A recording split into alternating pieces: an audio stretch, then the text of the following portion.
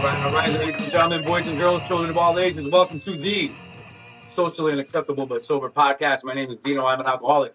Hey, I'm Jonathan. I'm alcoholic. Not alcoholic. What's up, guys? Hey, brother. What up? How you doing? Tonight, guys, we have a very special guest, our friend Jaime, who is not a recovered alcoholic. We're going to go a little different route tonight. She is a licensed clinical social worker. Oh, we got it right. Yeah. Practiced all day. Say hi to everybody. Hi, guys. Good to have you here. Good to have you here. Thank you for taking the time and doing this. Yeah. It means a lot to us. We drove an hour to get here. An hour. But she realizes how important this kind of stuff is, so we appreciate it. Guys, don't forget to like, subscribe, share. Love us, comments, sobriety dates. If you need some help, let us know. We got guys. We actually got a guy and a half, maybe two, right here in this very room. Fuck is that? What's the hat? What kind of bullshit is that? Yeah. Sorry. The Anyway, short dress? so He can't give a short joke. I can't give a short. The fuck? That's what I'm trying to say. Jonathan is going to tell us tonight how to like, subscribe, share, like, comment, all that stuff. Also, he's going to talk about our merch that we have going out there. As you can see, I have one of the one-time bros. Jonathan's actually wearing It's a hat. You can just say a hat. It's Well, a I hat. nice, beautiful. John, John, how do you do that? So you guys can listen to us on whatever streaming platform that you listen to podcasts on. Spotify, Apple Podcasts, Amazon, all that good stuff. We have video up on YouTube at Subs Podcast. We are on the Gram, Socially Unacceptable But Sober, Subs Podcast 1. We're on the TikTok, subs.podcast1. We are also, we have an email if you want to reach out, subspodcast1@gmail.com. Have we ever gotten one email? Yeah. Yeah, one, right? One, right? Yeah. Well, I get others from like marketers that want to sell us shit and make fun of my thumbnails. And then we are also on thumbnails, not these. Dude, You are technically illiterate. Oh, you're on the fucking seizure tonight, huh? Yeah, give me the hammer and nails. I'm good. Two You talk about fucked up stuff on the sentences. computer, yeah. I didn't say anything. You're right. You're trying, though. And then we have merchandise, like Dino was saying. We have merchandise, and that is subspodcast.myshopify.com. That's where you get the shit. So Alright. connect with us. Cool. Thank you very much. That's how to do it, guys. Thanks, buddy. Like, You're welcome. share, subscribe, follow, Thank you. love us, comments. If you need some help, we got guys. Comments. Yep. Oh, the head. So this is from last week's show. Have you ever commented, Jane? I've never commented. You never watched the thing. I've watched it. One time, maybe. Oh, no. More than, Come on. I forced it. I forced it. like 4. Cool. Only because he's at work shoving it down his throat. It's I like, can't watch watch this. this. Like, I'm trying to work the can. Okay, so this is from the California Sober Show. This comes from Joey. In the time I have been sober, I've had 16 surgeries. Poor guy. Some major, some minor. The major ones involve pain medication, and those are the ones that I talked about at meetings well in advance of the surgery. There are people who say that we should not take pain medication after surgery. I am not one of those people. I believe that honesty with your doctor, your sponsor, your network, and your home group are essential. Nowhere does it say I have to be a martyr. So it is a touchy subject for a lot of people. That is just my experience, strength, and hope. God bless and be well, my friend. Joey. Thanks, Joe. Yeah. This comes from Pat Russell. Hi, Pat. What's up, my dudes? I can't even believe, Pat, about what I'm about to read. I think Matt's point is well taken. Whoa. Pat, are you on the one? Whoa. What's going on? Hey, Might what's have the a couple point? Glasses that night. Very often mental issues and depression, etc., run hand in hand with addiction. You guys are great. That's right. Thank you, Pat. That's right. She's not just saying that because she's my mom. Mary Banks, another great show. I have heard so much about this topic. It was good to hear your thoughts, and I think you should keep your Golden Girls theme song. You guys are awesome. Thanks, Mary. Thanks, Mary, for being a friend.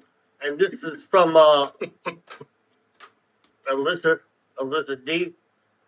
No one's gonna get you sober. No one's gonna keep you sober. Now that's a t-shirt idea. Great show as always, but this one hits different. All right, what the fuck is that for? We're fucking amping it up. I love it. That didn't amp nothing up.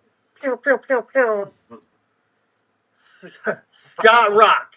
What's up, boys? It's Scott. Scotty, the Thanks. body. Thanks, Scott. Scott, that was epic. I'll write it down so I don't forget it. Love you guys like brothers because you are my brothers. Great job. What you guys do spreading the message of positivity. I like to make a big. I'm reading it just the way this kid fucking wrote it. I like to make a big shout out to the haters. Scotty? Yeah. Scotty, you burnt out, motherfucker. Listen, by Ask the her- way, Scotty just became a grandfather on Sunday. Oh yeah, that's right. Congratulations, Scotty. And invite them to stop by Wednesday night on these. We're not going to do that. Mhm. Also known as the Wednesday night fights, That's right. bitches. Bitches. Scotty. Yeah, he had a grandson Saturday. Everett Scott is the kid's name. Everett Scott. He didn't text me the Beautiful name, baby. but he texted me when he was born. Congratulations to the whole family. This comes from Ann M. I don't know what that is. The old timers used to tell us when we were facing surgeries, just remember, you can awaken the beast. And I agree with Matt's statement about sobriety. People are agreeing with you way too fucking much. Sick people, Yeah. sick people out there. I often say there is not a chemical on the face of this earth that equals the high you get when you realize that your program is working in all aspects of your life. And we got a sober date of 5/24/94. Oh, another May baby. Thank you, Ann. Right. Congratulations on that date. And this one, fucking Scott, he had an afterthought of Yeah, I can see inviting them to the Wednesday night. He says, we will have open arms for you. that. Yeah. Open arms. This guy's ready to fight in the parking lot. Yeah. And then we got our boy, reliable Southwest Chuck. Chuck. I have opinions on Cali recovery, but they would be long, drawn out comments. What I will say is that everybody needs to live their own truth. We are as sick as our secrets, and we are only as strong as our weakest links. For today, this drunken junkie is free from all substances. Sending love from Southwest Florida. Namaste, motherfuckers. Are you gonna stop He that? warned me about that earlier. That he was gonna keep doing it? No, he didn't say he was going to keep. He's just going to download some new ones. That one sucked.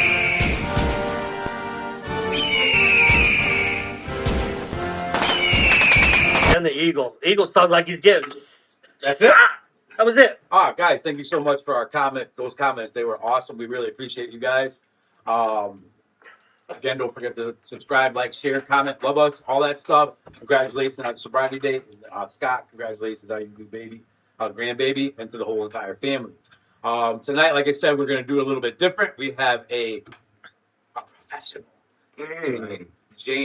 Jaime, before we get into it, Yes. the topic that we had last week, what are your thoughts on that? On medication after surgery or the marijuana maintenance type of stuff? What are your thoughts on it? Wait, can I? You can. How about we have her give the description of the job and what she does? Go for it. So I am an assistant clinical director at a transitional living facility. So we treat dual diagnosis people. I've been in the field for Say what that is for the people. it is people that have both mental health and substance abuse. I've been in the field for close to 20 years at this Damn. point, a long time. I started in mental health and then it sort of went from there. So my day consists of a lot of individual counseling and I run some groups as well. So There's And then- mental illness in it. it is mental illness and Does it substance. make This room you is- mentally this ill? room is- At times, for sure. Absolutely, it does. I can't imagine dealing with You know who people he like was us, right there? He was the guy and then from Brown. worse. John day in and day Malkovich. out. I just don't. I can't. You never I seen can't even Malkovich? deal with. You know what I mean? You gotta watch it. It's amazing. You like Um, poker? but so you've been doing it for almost 20 years. Yeah. Awesome. What made you get into? Poker. I actually just kind of like fell into it. So when I went to college, I graduated and I was on my way to law school. And Really? yeah, yep. Oh, did you fuck I up? had, I graduated in December and law school wasn't starting until September. So I came home and I worked in the mall because naturally that's what you do with a $200,000 education. Work in the mall. Yeah. It made my parents really happy. Yeah. And throughout that time, I sort of had this epiphany that I didn't want to go to law school. I didn't want to work a career where I wouldn't have a life outside of my job. Mm. So I didn't go, and I was still working in the mall, trying to figure out what the hell I was going to What do. were you doing in the mall? I was the assistant manager at Journeys, so Oh, selling yes. sneakers to Shoes, kids baby. and socks, Nice. obviously. Yeah. And at that point, I was like, oh, fuck it, I'll just go to graduate school and get an MSW, so a master's in social work. The kid who worked in the store next to me was also working part-time at a residential facility. Mm. And he was like, oh, I could get you a job. And I was like, sure, let's try it. And I went in the fields and I loved it. And I just like never left at that point. And then I like worked my way up from direct care to a clinician to the role that I have now. Cool, cool. And you are Jonathan's boss. I am Jonathan's boss. Nice. Yeah. Yeah. Just He wanted to has throw to that out report to there. me. Just have to Yeah, put That's that. cool. that's right. Well, thank you very much for your service because you do a service. Absolutely. Your service all day, Yes. all the time. Yeah. Which is crazy when you think about it, because we do service to keep ourselves sober, right? And there's people like Jaime out here that just do service. But there's something in here. Yeah. Obviously, you know what I mean. It Yeah. wasn't for the money because a lawyer. You know what I mean. Yeah. It's to help. It's to help. Absolutely. You want to help. Yeah. And the You- other you- thing that I wanted to note is like the way that I operate, like you said, all day, my clients know if they need something, and my job's not 9 to 5. If people need Mhm. something, I tell them all the time, call me. If I can answer, I will. If not, I'll get back to you. But it's 24/7. You know, I have an aunt that got into this field a little bit, but then went in a different direction in the medical field. But she gets attached, very attached. I can't even imagine all those years of bad news. You know what I mean? Yeah. That takes a special kind of person. And, we thank you for that. Back to the original question. What do you think about that California sober stuff, the medication after surgery, how to handle stuff like that? Because I know you've had to touch on that in 20 years. To me, I don't think it works, right? The California sober thing, I don't think it works successfully. I think I've seen a lot of people who are like, oh, I'm not doing heavy drugs, I could smoke pot. More often than not, you see people then start abusing marijuana. Of course. And nobody wants to acknowledge that because they're sober. So I don't think it works. I, highly advise against that idea of California sober. It doesn't work. And going by my own experience, like I said last week, I've prescribed myself medical marijuana every single time I got sober. Yeah. It was just my own prescription. Written by Dr. And it didn't work. And you were right. It's always like I'm just gonna do just enough to take the anxiety off, take the edge off, to help me sleep, to help take with the this, edge to help off. with that. Mm. But it was literally the next day of that idea would be from the moment I wake up to the moment I pass out from smoking weed all day long. You know what I mean? And it's not my true love. You know what I mean? So it always progressed into other things, like you said. Yeah. And I wasn't growing in any spiritual direction. You know what I mean? I wasn't working on myself in any single way because I felt great. Yeah. Like, what's the need of going any further when I'm doing what I'm supposed to be doing? I'm not smoking crack. I'm not doing heroin. I'm not doing all these things. And I'm living a pretty good life. And I'm happy all the time. Well, because I'm stoned all the time, but I'm happy all the time. Lack of consequence allows me to believe everything's okay. Right. Well, and that's, I think that's an interesting point too, is that, that it is, like we said last week, it's a big accomplishment to like stop smoking crack. Where'd the clock go? It's I got it. over there. to stop smoking crack and stop shooting dope and doing all those, and even alcohol. You know, we see people with alcohol that you know, obviously is the number one contributor. But to say like, you know, when I know people that say like, you know what, I'm just going to smoke weed now. I never had a problem with it. I propose the question, you know, I never had a problem with crystal meth. Why don't I try that? You know, I know it's not the Makes same, sense to me. not the same category, but with that rationale, like, all right, well, I never did it, so I'll just do that instead.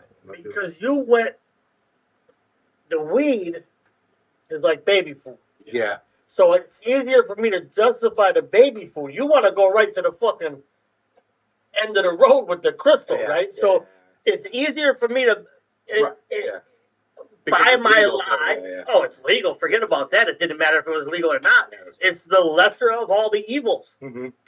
alcohol included. So it makes it way easier for me to say, man, I'm just going to smoke this weed. I'm good. Yeah.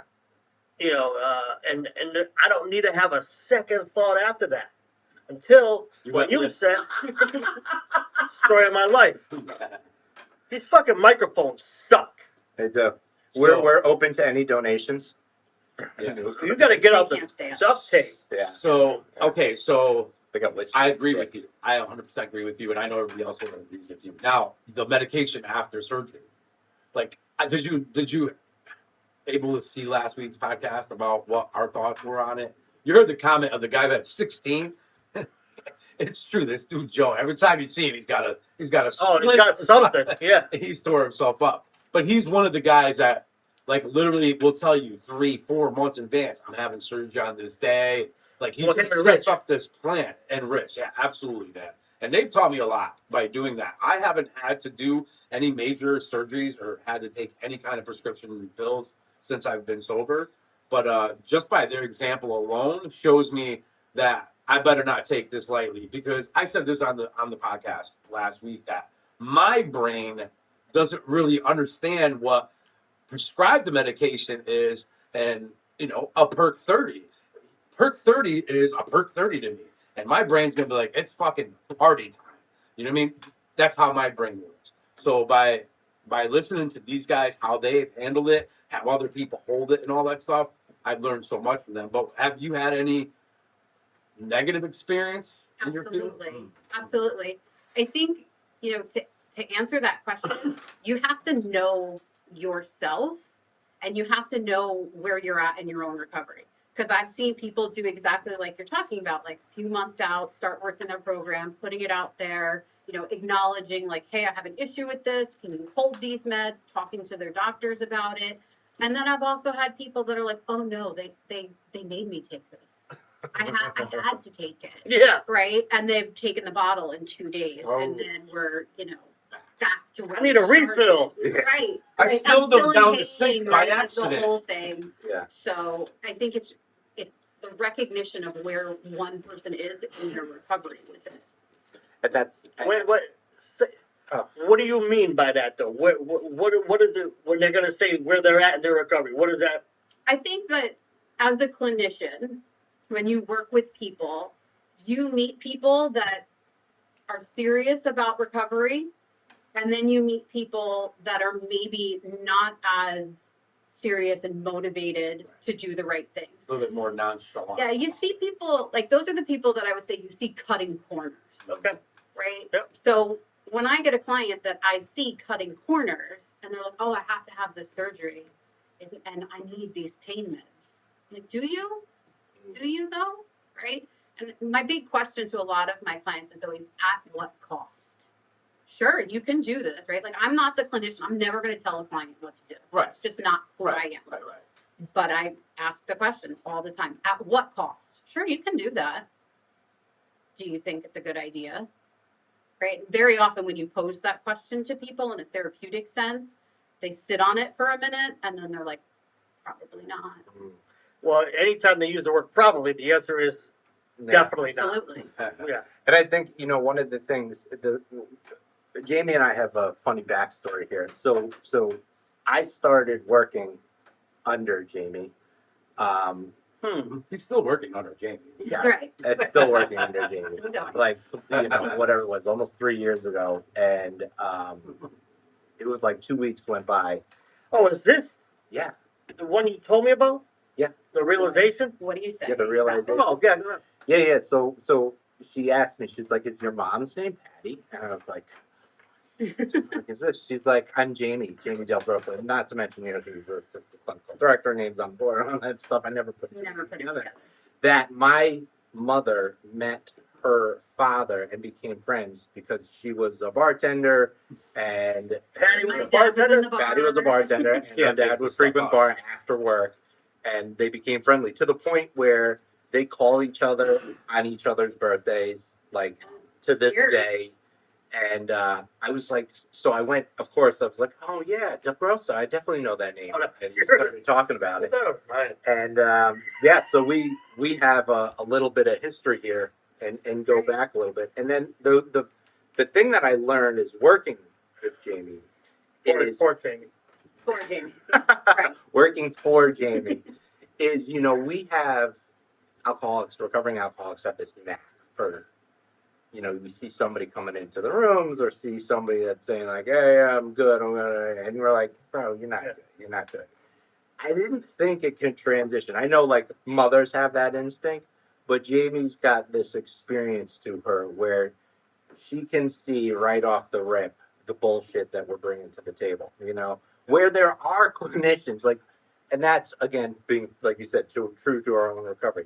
Like I would lie and manipulate what I thought, my therapists, my counselors, and all that stuff to an extent. But I think the point you just brought up is that you'll never tell somebody what to do, but you'll pose that question. And the truth is, for me, you could never tell me what to do. Right. Ask Right. Patty. There was you told me what to do. I did the exact opposite, Yeah. just out of spite. Yeah. But when you pose that question, you make it my own thought, my own decision. And then I start to think about it. Yeah, is this a good idea? Should I be doing this? And I think that goes to speak about support in recovery. Like having the right person that will call you on your shit, will ask questions that you don't want to hear, and that will propose a new way of living to you, or a new solution, or an alternative solution of how to go about what you're struggling with. Can't do it alone. Dude, we don't come to see therapists. We don't come into these rooms because life is fucking great. But then I want to come in here and I want to say, like, Jamie, you don't fucking know what you're talking Yeah, you don't know what you're talking about. I don't know what I'm Because talking about. Stop telling I have me. a really funny story about that. So I've been in and out of rehab since I was 17 years old. And if I found out that the counselor or the clinic, whoever it was, didn't have a problem, We talked about this I'm before. like, what are you going to do for me? You have no idea. You have no idea. And the last rehab or the last transition house I was in before I went to rehab, same thing. I found out she went to college for it and she never had a problem. And nobody in her family even had any problem. And I'm like, screw this bitch, man. I'm not going to listen to her. And, I was really ready to start doing whatever it takes this time. You know what I mean? And I went upstairs that night and I'm like, why do I talk shit about this girl?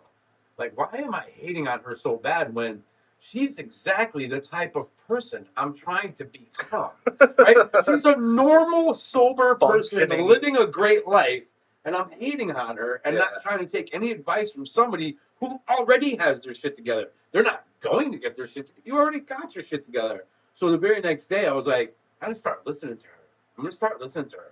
And I'll never forgot her, man. And she stays with me all the time. I've never seen her again. Yeah, the ozone's strong. I might stroking out. He said, I'll never forgot her. Yeah. I've never forgot her. Yeah. So yeah, I mean, it's the taking the help thing. Does it matter where it comes from? Does taking the help matter where it comes from? Where's the help coming from? Doesn't matter. Help is help. You know what I mean? And when I walk into a rehab, I'm there to get help. Yeah, Right? you're there for one It's so reason. crazy how our mind switches on the third day after we got a couple of full bellies Yeah. and a good night's And a sleep. shower. Yeah. And Shower, yeah. the forgetter kicks in. And Yeah.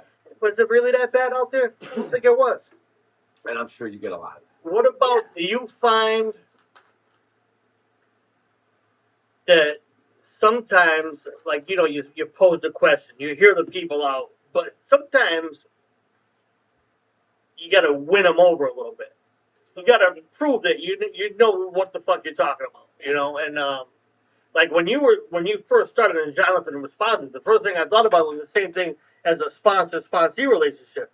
I have guys that they want me to give them the answer because I was lazy. I don't want to have to figure it out. I don't want your fucking riddle, right? I'm not here to do that. Just give me the answer so we can check that off and move on to the next thing.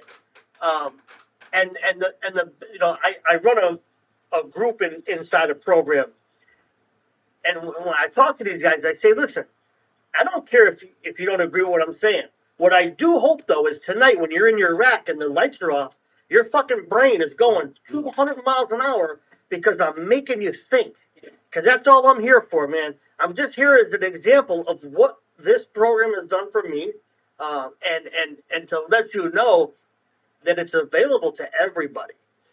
There's no magic involved here, you know. But I think it's very difficult for you guys in that position of because everybody's lazy, man, and I know that sounds kind of fun, like it's not a judgment call, man. It's just the way we are. Yeah. Sure, it's that instant gratification, right? Like I don't want to do the work. I Okay, just don't know what to do. Let you do it for me, right? Yeah, tell me what the answer is. What have you found going with this question has worked for you? How do you get through to that? I think and as you were speaking, I was Or us? thinking, I was thinking about this. One of the nice things about where we work is we have the freedom to be real people. Oh. And I think what really doesn't work is when you get someone trying to get clean, sitting down in front of like what I would call like a suit. Yeah. And you feel someone about that that? you're like, wow, you have no life experience. You have no idea what I'm going through. Whereas like where we are, right? Like he's fully tatted, I'm fully tatted. Like I don't give a fuck, Yeah. right? I'm going to be completely real with my Yeah. clients. And I think the ability to show them that, all right, I'm not in recovery, but I'm still a real person. Yeah. My life isn't sunshine and puppies, right? Like I'm married to someone in recovery. Like I live parts of this. And that ability to, like I said, be real, build rapport with people. Once you build rapport with someone, you're in. Yeah, you gotta You're in. just be able to show your face. Absolutely. And you know, the whole tattoo thing and all that, yeah, that is helpful. But like we had an episode where it's to piggyback off of what you were saying about hating on the young girl. I remember my first counselor ever, she was addicted to fucking diet pills. I'm like, what the fuck are you doing here? You got nothing to tell me. Yeah. Because I climbed out of the gutter to get here. So it's easy to be on this side of the coin and be very judgmental. It doesn't matter what you look like. I don't give a fuck how tattooed you are.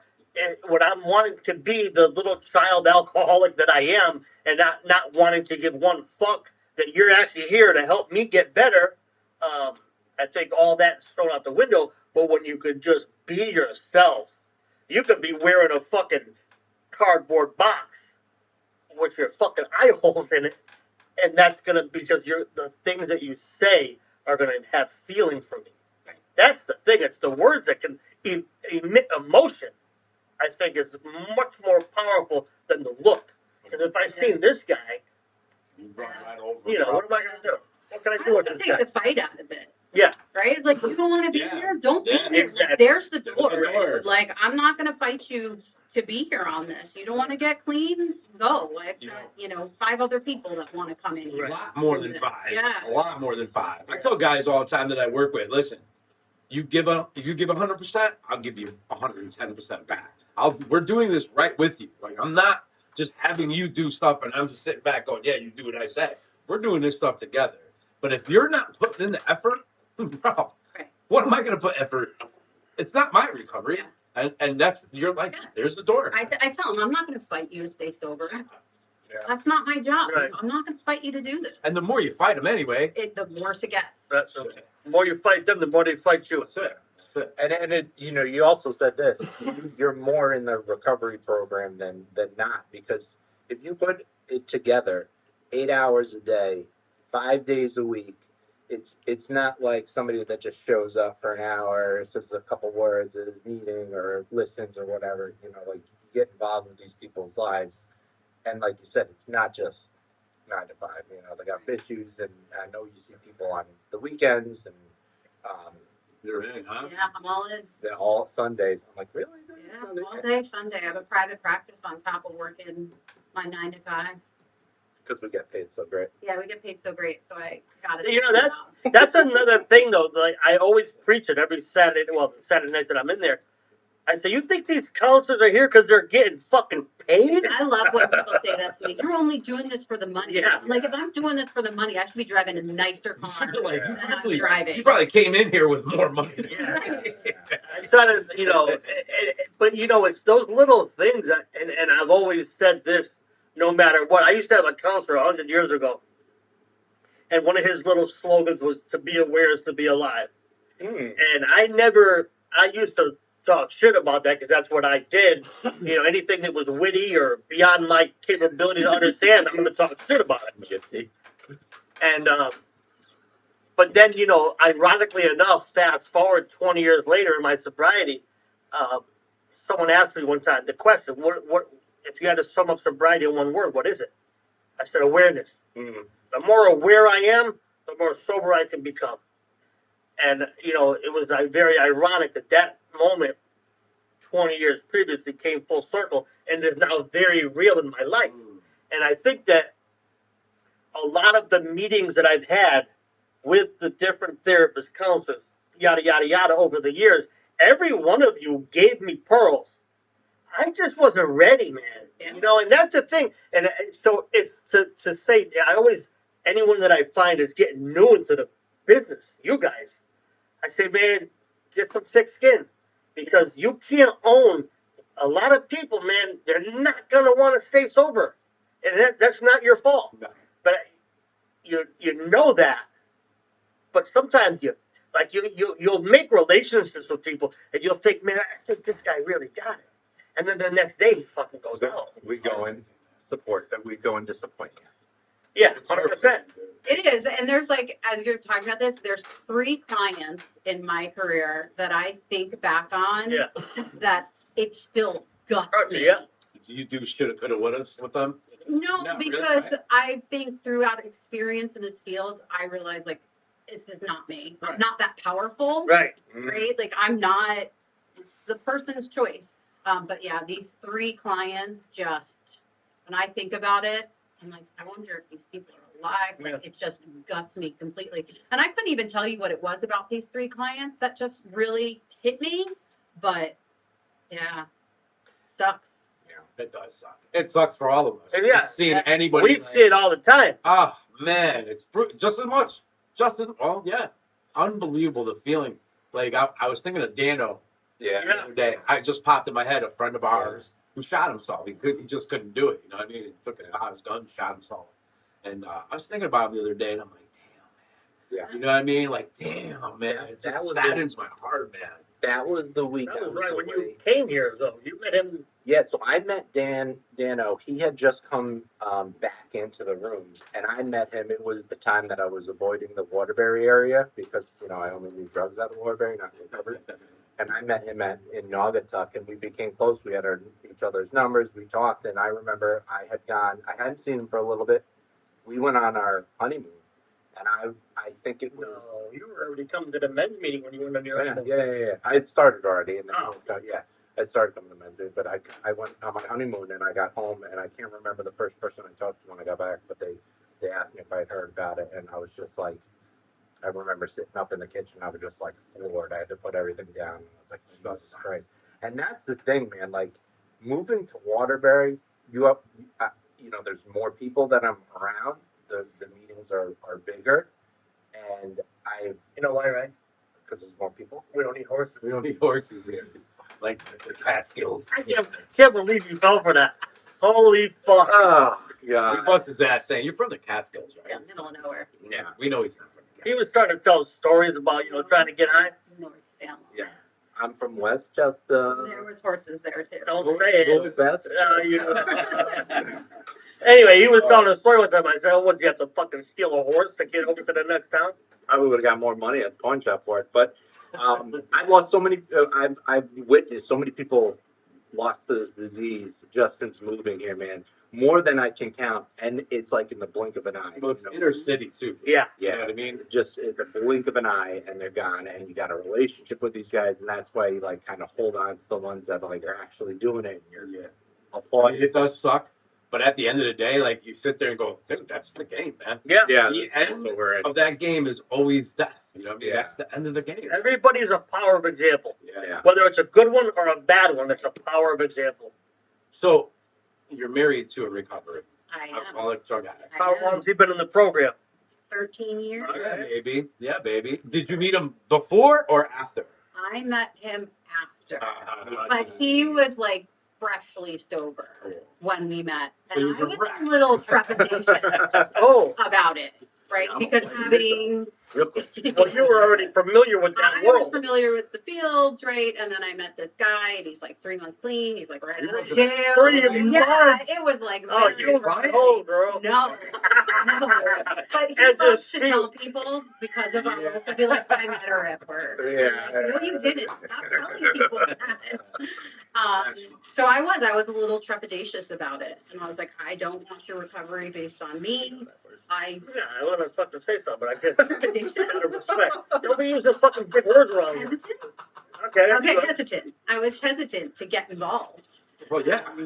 Know what you know. But eventually he wore me down. So he had 3 months. He had 3 months. Over. 3 months sober. Persistence. Yeah, he wore me down. Good for him. Yeah, good for him. Yeah, and we actually met because at the time I'd work because again my field paid so much Oh, well, yeah. that on Saturday nights I would bartend. So all week I was telling people stay clean, stay Yeah. clean, stay clean, and then on Saturday What nights do you- I what do you had have? to- What do you have? I was like, Making you a know, double. And I met him at the bar, and he would come in and he would drink water. Oh, he was that guy. He was that guy. Yeah. He would come in, he would drink water, all of these things. And then as I started to get to know him, I'd watch him start to freak out at the bar. And I'd be like, you need to leave. What are you doing here? But when I found How out, long before he found out you were in the field? right away, because when I met him, we got to talking and he told me he was clean. I was like, you just made a huge mistake. I said, I will never serve you, and I will never let anyone that I'm working with serve you. If I'm not here, you do you. But if I'm here, I will not serve you. Yeah. Was this in White Plains? Yeah, Nice. yeah. So, does he do what we do? Does he go to like He meetings? doesn't. He doesn't. He doesn't. Did he ever? Or He just, tried. He Not his just, it wasn't his thing. What's his thing? His thing is Children. children Oh. and life and, you know, maybe about a year or so after we met, we left White Plains. He left all Everything of that behind. stuff behind. And if people see him now, they're like, holy shit, man, I thought you were dead. yeah. Because we just left. I just got that from someone I tattooed a couple weeks ago. They're from up north. And she was like, so-and-so knows you. I said, yeah. I don't. She's like, yeah, I was telling me you tattooed him. She's like, oh, shit, he's still alive? I thought he was dead. And I won't disclose his name, but he's a good dude. He's awesome. He's a very quiet, reserved, tall motherfucker. You know. But when he talks, it's hilarious, Yeah. you know, but he's got to like get comfortable. And then he says some really fucked up things, which are really funny. We're fucked up Yeah, people. yeah. Yeah. So I I went to their- appreciate that. I went to their house for, was it Christmas or Halloween? They had the decoration on the fucking tree. It was like balls. Just Probably. oh, he had no. It was Halloween. He had balls hanging from his neck, and there was like Severed balls. severed balls. Sounds like Good my shit. kind of guy. But another thing that I hear clients talking about what Jamie does once a month. She brings people to a correctional facility. Yeah, we go to a Class A maximum security Nice. facility. Yeah. Get them the old, hey, this is what you're. Yeah. It's a women's or men's? It's men's. Class A max, the worst in New York State. And we go in on it's basically run by the inmates, so like the top 1%, and it's what they call a steered straight program. And these guys tell the clients their stories, right? And how they can all relate to winding up, in a place Yeah. of desperation. Yeah. And I think people have this preconceived notion that, well, yes, most people in prison are probably not great, but people make mistakes. Why'd you fucking look at me? 'Cause People make mistakes. They do. Right? They do. I want And to this- Substances. No, no. And this I want to know what the lifestyle- fuck you meant by that. Because you were in prison. Because you were in prison. I don't know Why why. you want to break my anonymity? But this We know lifestyle, nothing. leads you to that, Yeah. right? And I because did it all. I talk to kids, I do a thing once a year where I go to this town, Woket, and I talk to a bunch of 7th, 8th, and freshman, sophomore around that age, and it's like I was just like you, man. You know what I mean? These weren't here before. Yeah. My inmate number was never. I never had it. You know what I mean? I lived in Woket. It doesn't matter. It doesn't matter. You know what I mean? This is where you end up. And I think that's. I always wanted to get into this field too, but mostly I wanted to work with. Then he learned what you get paid. Yeah. Yeah, then I found out what you get paid. I'm like, I'm good. No. I just don't think I'm pretty raw. I would agree. I don't ever guess. Yeah. I'm pretty You raw. hide it so well. I don't sugarcoat shit. You're short. Must have flew over your head. And I always wanted to work with guys like 18, 17, 16, right around the time. You know what I mean? Hitting puberty and stuff like that. But I decided against it. We just kept hammering nails. But yeah, that is the message, man. To the that's the message, man. It doesn't matter where you come from. I had a great family, an amazing family. I was brought up great, never wanted for anything, and I still turned out this way. You know what I mean? So it doesn't matter where you came from. It doesn't matter. None of that matters, man. This thing does not discriminate against anybody, your color, your religion. It doesn't matter. If I have it, I have it. If I have it, I have it. And I need help. Man. I need help. So, go ahead, John. Are we at that time? We are at that time, but I was going to start it. But go ahead, man. I feel you got something else. I don't know if you can answer this question, Feel it? but without specifics, do you have any success stories that you could, working with clients that have really gone on to great things that you can disclose a little bit about, or without, I don't know how much we can talk about it. These are a lot I of mean, words. we could talk about it, right? Can't use names. Yeah, you just can't use the names of them. I've had a lot of success stories, right? Without success stories, there's no way I'd keep doing this. Yeah. I'd be like, this is the most depressing fucking job in the world. Yeah. Forget it. But yeah, I mean, I've had people that I worked with that were just out of detox coming and were able to get it and go on to, finish school, get master's degrees, get jobs in the field, do all kinds of things, start families, get married, and it's always awesome when you get like a Christmas card from like a past client and they're like, They're just doing it. thinking of you, Yeah. like, here's what's happening in my life, and they're doing it and they're happy and they're successful. Like, Yeah. That's Because we're not awesome. selling. And We're not you- sending Christmas cards when we're smoking craft. You made an impact in their life. yeah. Yeah, and I think like this has been like I haven't seen you in like 6 years, and you're still thinking about me. Yeah. It's awesome. You That can't keeps put a going. price Yeah, on that's that what shit. keeps you Hell going. yeah. You can't put Hell a price on it. I work with a couple guys that are staying sober. You know what I mean? And now I watch them helping other guys. So, and in the beginning of me like working with others, sponsoring other guys, and like nobody was staying sober, and I'm like, what the fuck am I doing wrong, man? What am I doing? And I was getting depressed over it. Yeah. Like I was like, what the fuck? I really needed somebody to stick around, and now I have those guys, and they're just a joy to watch help other people. You know what I mean? And they always turn around and go, dude, thank you so much for.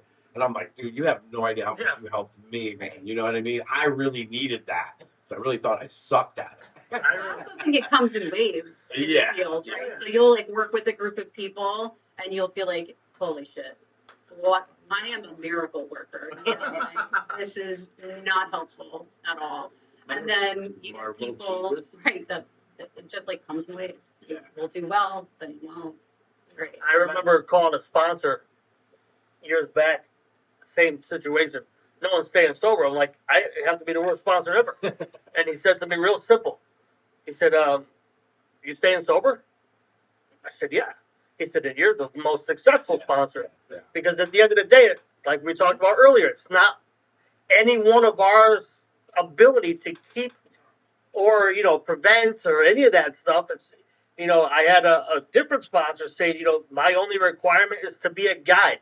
I'm just here to guide you through, man. Yeah. Show you what I've done and give you some of my experience, strength, and hope, and just help you walk through your path. That's it, But I think that some people, and I'm sure you've seen it in your field, they get that God complex. They start power tripping, like, oh my God, look at what I'm doing, and that's in itself is a whole nother thing. But it's great to hear, when people are in the field and they're fucking, whether you're alcoholic or drug addicted or not, we're still like minded. And that's the thing, is like, the commonality is that we're helping people, you're helping people, we're on different sides of the fence, but our goal is the same. And that's the thing, so I think that we can always learn from you, and you in turn can learn from us. So that's the beauty of it. I'm done. Awesome. All right, guys, we're going to move on because we are running out of time. Don't forget to like, subscribe, share, comments, sobriety dates, all that stuff. We're going to move on to our next segment, which is our one-time bro. Why don't you read your shirt before you say that again? This one time, It's behind me. I can't motherfucker. read my, I think you got it see my right. back. I think you got it right. Tonight is going to be Jamie's, and then Oh yeah, you know what that. You know what you got to yeah, do. she's hip to it. She's hip to it, and I'm sure 20 years in this. Oh my God, she probably got more than we do, man. Anyway, Jamie, what do you got for your one time, bro? Gosh. So I was talking to Jonathan about this before. So this was probably before I became a clinician and I was working direct care. And you definitely saw, I think, more crazy shit working direct care because you're sort of like in the trenches with people. And I had this client at the time who was just getting clean and I couldn't find him. Right. And we were in a house and I couldn't find this guy. So I'm looking all over for him. And then all of a sudden I hear these like ghost moans coming from one of, like that. I'm like, what the fuck is going on? I open the door. I'm like, hey, are you in there? Knocking. Doesn't answer. Still ghost noise. I open the door. The dude is in there, butt naked, except for a sheet over him, literally flying around like a ghost. Wow. All right, dude. Like, let me know when you're done. It's just. If it was Matt, it would have had a little hole here for the stem. Yes. You don't know about You that know, story. I was thinking about. He had a story where he had a bag over his head and he cut out 2 holes and a spot for the stem to hide, because nobody's going to see him with this Yeah, bag. of course. Yeah. Great. It's like my invisible cloak. Yeah. That is something you're It's never very going to forget, popular. huh? Never. Never. That was like year 1 in this field. Was he on drugs? No, Just coming off the drugs and just Feeling it. Sometimes that's going worse. through it. Yeah. It's like Kyle said, touches every wall in the house. Oh, dude, yeah, man. Detox is no joke. It will screw with your mind. You know. Yeah. That's funny. Man. I'm picturing a guy. I don't know why. And he was Yeah, I feel like I know what this guy This was looks not like. like a tiny human. I was like, what the fuck? It's like, I love this job. I mean, I'm home. This is I'm it. home. Naked ghosts. I love it. That's funny. All right, one time, bro, for me, right? Yeah, I checked the schedule. Good. Did you see? Did you happen to notice the spelling of the schedule? I there? did. Yeah. It's It's essential. super intelligent. That's probably- Say it. Say it. Schedule. Schedule. Yes. Schedule. All right, so one time, I think I was like 19. I was 19 years old. I get a knock on my bedroom window. My buddy goes, hey, bring some scissors, some tape, All right. this, that, and the other thing. And I'm like, okay. Or He's MacGyver. like, I'm going to teach you how to rob a house. And I'm like, fantastic. I've been waiting. You know what I mean? Valuable So we go, and this dude shows me how to cut glass with scissors and the tape and all that stuff. And I'm like, amazing. So we take this guy's guns, right? A lot of guns.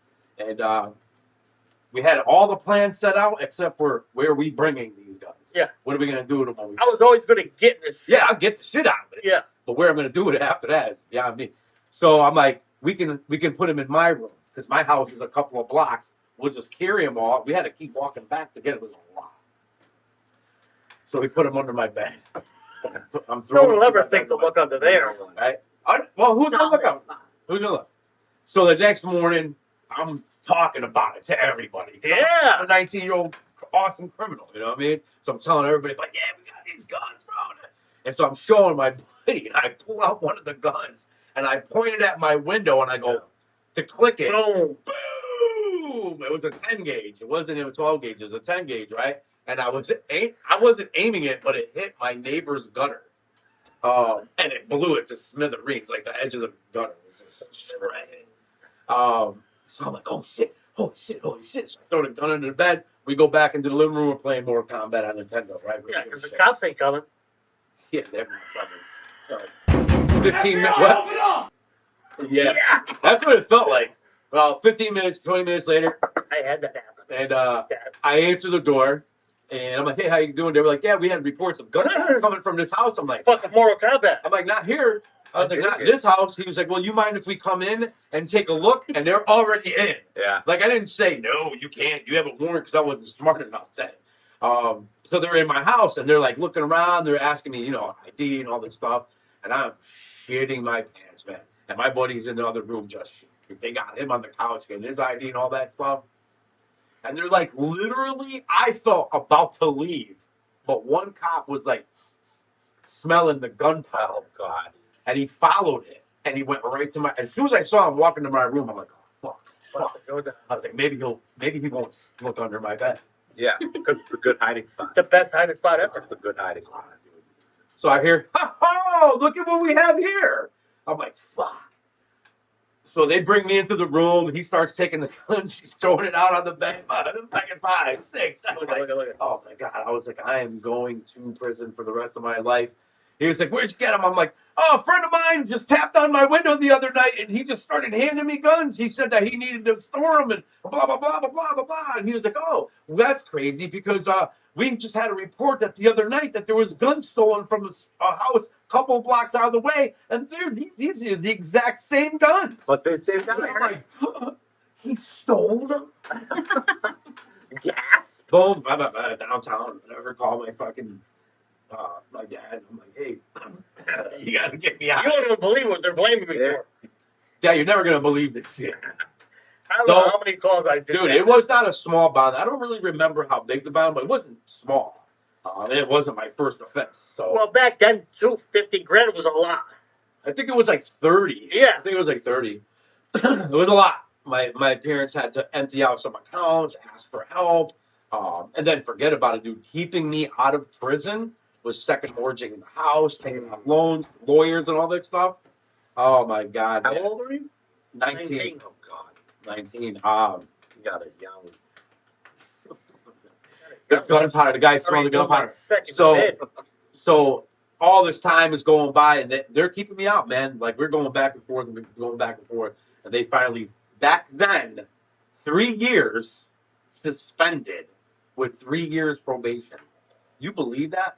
Can you imagine the amount of money my parents had to put towards that? Not to mention it was the 30 grand in the very beginning. Just Yeah, to when they get that back. yeah, to get that back. But just imagine the amount of money back then. This was what 1990 to keep me out of prison for stealing the guns. And then I told my parents years later that I stole it. I did it. I did that shit. And I rocked with that dude for years, man. I learned so much from him. I was like, dude, I didn't know you can cut. He's like, yeah. And I'm like, and then I'm like doing it going, shit, what else do I do? Yeah, so that's my one time, bro, where I Oh, my stole a lot of gosh. guns, got caught for it. Anyway, Kids. kids these days, you know? Fucking kids. Anyway, that was my one time, bro. Again, thank you so much for coming. You're Thank you so welcome. much for Thank you taking for the time. having me. It was awesome getting your perspective on some things. I love the fact that your job, where you guys work, let you do what you do, Yeah, the way you do it. Because there's a lot of places that go yeah. step by step. You can't divulge anything about yourself. Very cookie cutter. Yeah, and I like that about that your place does that. That's awesome. Thank you again for taking the time out. Your one time, bro, it's funny. I still picture some guy. I don't know why. Yeah, I we feel don't like I even know I'll what he never looks Yeah, like. forget some that. guy we don't even know. Yeah. Yep. Again, guys, don't forget to John's subscribe, gonna probably do it later. He could probably. like, It was share. Jonathan, actually. It was his comment. office. Sobriety dates. If you need help, we got guys. We have them right here in this room. I think that's episode 25. I don't even know. Oh yeah, remember? Because the next one was going to be 25. No, Anyway, I don't remember that. We should write that on the fucking board. again, Jamie, thank you very much for coming. Thank you. Guys, thank you for being a friend.